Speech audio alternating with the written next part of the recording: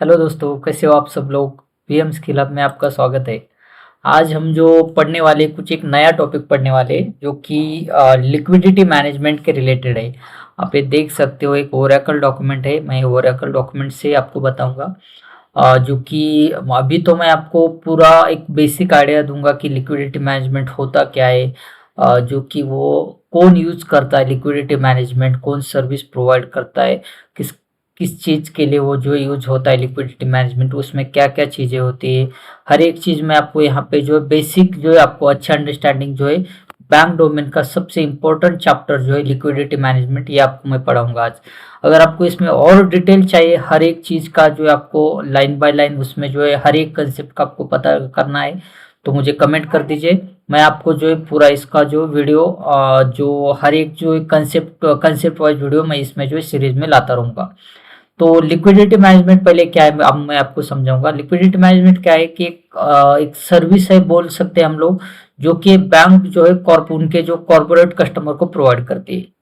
अभी यहाँ पे जो है इम्पोर्टेंट चीज क्या है कि जो है कॉर्पोरेट कस्टमर मतलब क्या। कॉर्पोरेट कस्टमर जो है नॉर्मल कस्टमर हम नहीं बोल सकते। कॉर्पोरेट कस्टमर एक कंपनी बोल सकते हैं हम, जिसके जो है मल्टीपल अकाउंट्स हो सकते हैं, मल्टीपल बैंक अकाउंट्स हो सकते हैं। तो जो मल्टीपल बैंक अकाउंट जो है, तो चाहे वो सेम बैंक में हो, डिफरेंट बैंक में हो, एज पर ब्रांच हो, इंटरनेशनल अकाउंट हो सकते हैं, डोमेस्टिक अकाउंट हो सकते हैं, तो मल्टीपल अकाउंट हो सकते हैं। तो मल्टीपल अकाउंट का जो उनका बैलेंस हो सकता है, कुछ का हर रोज का जो है बिगिनिंग ऑफ द डे और एंड ऑफ द डे को उनको बैलेंस हो उसका कंसोलिडेट होता होगा। तो हर एक चीज जो है, हर एक अकाउंट उनको मैनेज करने के लिए बहुत डिफिकल्ट जाएगा, राइट। तो इसके कारण जो है लिक्विडिटी मैनेजमेंट जो है कंसेप्ट यहाँ पे आ चुका है। तो लिक्विडिटी मैनेजमेंट में क्या है कि अपना जो कॉर्पोरेट कस्टमर है उनकी लिक्विडिटी इजीली वो मैनेज कर सकते। बैंक उन्होंने जो है बैंक जो है उनको जो ये लिक्विडिटी मैनेजमेंट है सर्विस प्रोवाइड करती है। कुछ बैंक्स है जो कि ओरेकल के प्रोडक्ट यूज नहीं करती है, कुछ बैंक्स है जो कि ओरेकल के जो है प्रोडक्ट यूज करते हैं, जैसे कि ओबीएलएम हुआ। तो कुछ बैंक है उनका खुद का लिक्विडिटी मैनेज करते हैं वो लोग। तो जो यहाँ पे जो मैं जो ओरेकल का मैंने ये जो डॉक्यूमेंट ओपन किया है, ये आपको जो गूगल पे मिलेगा, जो कि हर एक कोई भी बंदा इसको जो है पढ़ सकते हैं। आप भी पढ़ लीजिए, अगर आपको इसमें कुछ डाउट है तो मुझे कमेंट कर सकते हैं, मैं आपको पूरा इसमें डिटेल बताऊंगा इस जो ओबीएलएम के रिलेटेड। तो मुझे जो बताना है लिक्विडिटी मैनेजमेंट क्या है कि आपको समझ चुका है, जो कि बैंक एक सर्विस प्रोवाइड करती है कॉर्पोरेट कस्टमर को इनकी लिक्विडिटी मैनेज कर सके।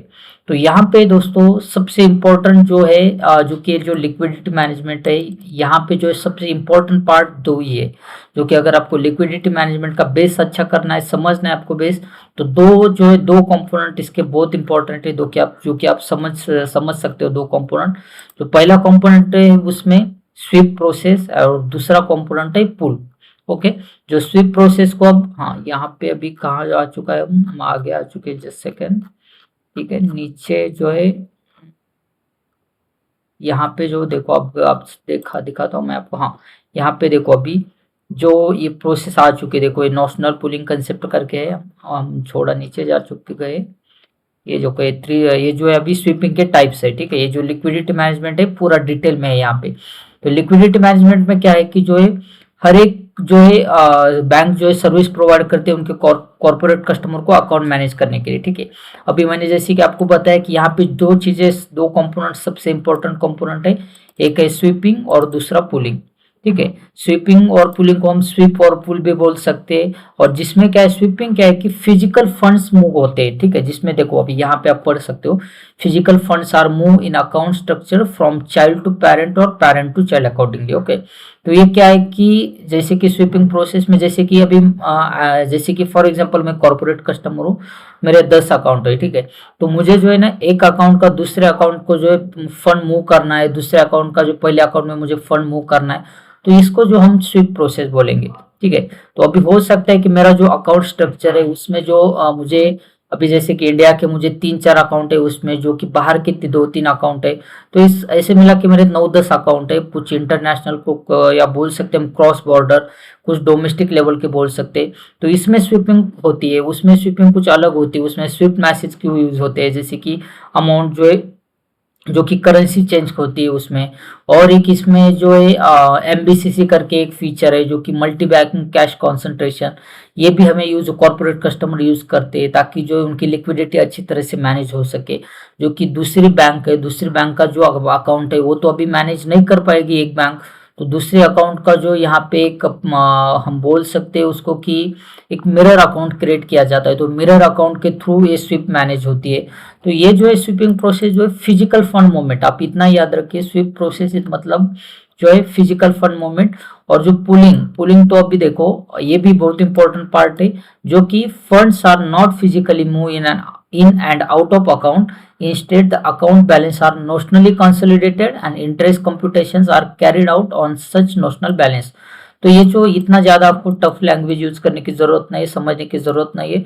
पुलिंग मतलब इतना ही ध्यान रखिए कि जो है बैलेंस जो है वर्चुअली पुल होता है, जो कि आपके रियल अकाउंट से आपके अकाउंट को टच नहीं होता है, कुछ भी टच नहीं होता है, फिजिकली अमाउंट कुछ भी टच नहीं होता है, जस्ट जो वर्चुअली जो है अकाउंट बैलेंस पुल हो जाता है। तो ये इसका बेनिफिट क्या है कि हमें जो इंटरेस्ट हम बेनिफिट ले सकते हैं कॉर्पोरेट कस्टमर, ओवरड्राफ्ट का बेनिफिट ले सकते हैं, उनको ओवरड्राफ्ट नहीं लेना है, ओवरड्राफ्ट के चार्जेस इसके बच सकते हैं इसके कारण, पुलिंग के कारण। तो अगर लिक्विडिटी मैनेजमेंट में स्वीपिंग एक फिजिकल फंड मूवमेंट है और जो पुलिंग जो है वर्चुअल जो है बैलेंस चेक का प्रोसेस है, ठीक है, बैलेंस चेक बोल सकते हैं, इंटरेस्ट कैलकुलेशन बोल सकते हैं, तो ये प्रोसेस पुलिंग में आता है। तो ये दोनों में बहुत सारे टाइप्स है दोस्तों, जैसे कि स्वीपिंग में जो है बहुत सारे स्वीपिंग के टाइप्स है, यहाँ पे नीचे दिए होंगे।